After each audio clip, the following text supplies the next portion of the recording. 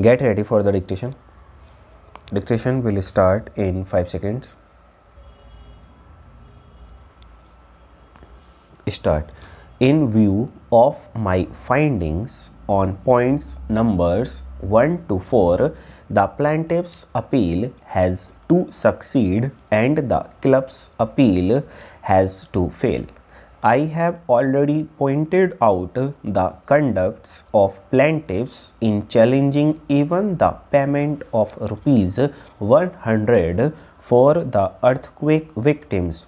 The plaintiffs should not have made it a legal right when we are concerned with the human problems.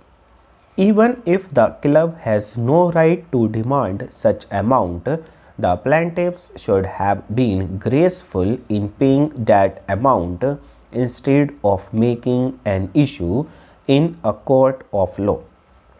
As already stated, the National Sports Club is a prestigious institution of India and doing lot of good work in the field of sports.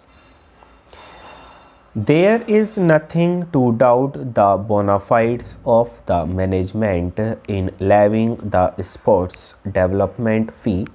They might have levied that fee with a larger interest to collect the funds for the club to expand its activities. It may be on a legal ground. I have come to the conclusion that the life members enrolled prior to 1/10/1977 are not liable to pay the amount, but the levy holds good as far as the other members of the club are concerned, and hence in these circumstances I feel that it is a fit case in which there should be no orders as to costs both in the appeal and in the suit. Then the plaintiff filed a suit to establish his right as an adopted son. There was plea of limitation.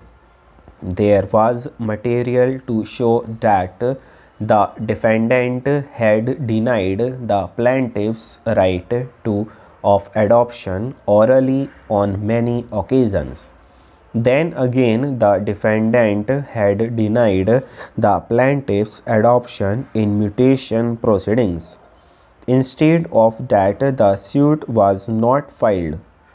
After analyzing the evidence, the High Court pointed out that merely because the defendant was denying the plaintiff's adoption orally and also in mutation proceedings, that there was no interference with the plaintiff's possession or enjoyment of the suit property.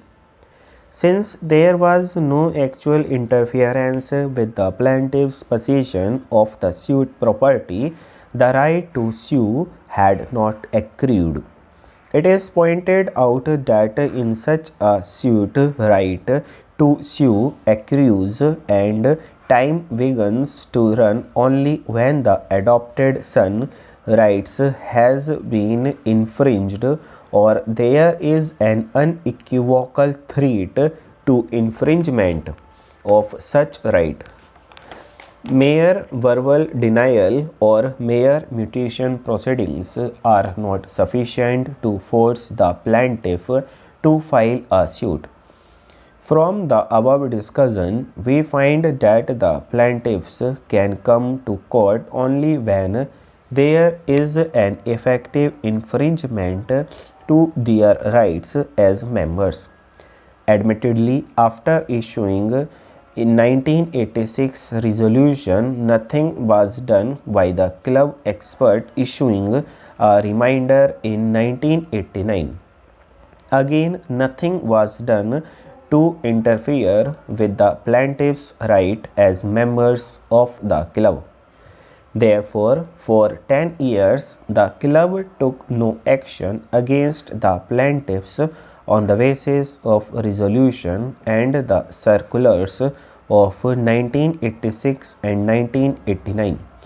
It is only in 1995 they issued one more circular which was replied by the plaintiff and for which the chairman sent a reply asserting that he would be constrained to take action if amount is not paid within 30 days. This plaintiff's thought was an effective threat to their rights. Then I found that the first plaintiff's daughter was denied the identity card, and this is an immediate cause of action for the plaintiffs to rush to the court. Hence, in my view, the cause of action arose to the plaintiffs either in 1996 or latest by 1995 and not in 1986 or 1989 as contended on behalf of the club full stop.